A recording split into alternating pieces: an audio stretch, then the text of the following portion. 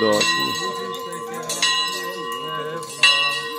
Κύριε ο Θεός, ο αμνός του Θεού, ο Υιός του Πατρός, ο αίρον την αμαρτίαν του κόσμου, ελέησον ημάς, ο αίρον τας αμαρτίας του κόσμου, πρόστεξε την δέηση ημών, ο καθήμενος εν δεξιά του Πατρός, και ελέησον ημάς, ότι εσύ μόνος Άγιος, μόνος Κύριος, Ιησούς Χριστός, εις δόξαν Θεού Πατρός αμήν, κάθε κάστην ημέραν ευλογήσεσθε, και ενέσω το όνομά σου εις τον αιώνα, και εις τον αιώνα του αιώνος, καταξίωσον Κύριε, εν τη ημέρα ταύτη, αναμαρτήτης φυλαχθήνε ημάς, ευλογίας αμήν.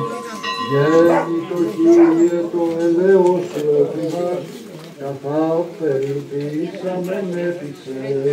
Ευλογητός η Κύριε, δίδαξον με τα δικαιώματά σου. Ευλογητός η Κύριε, δίδαξον με τα δικαιώματά σου.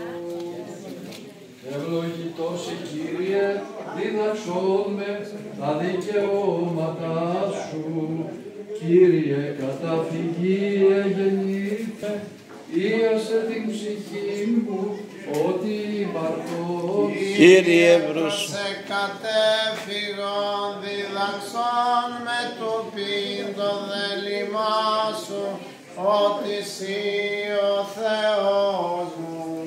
Ότι παρασύ πηγή ζωή, Το ελαιό σου της γινός κουσίσε, Άγιος ο Θεός, Άγιος ισχυρός, Άγιος αθάνατος ελέησον ημάς. Άγιος ο Θεός, Άγιος ισχυρός, Άγιος αθάνατος ελέησον ημάς. Βασιλεία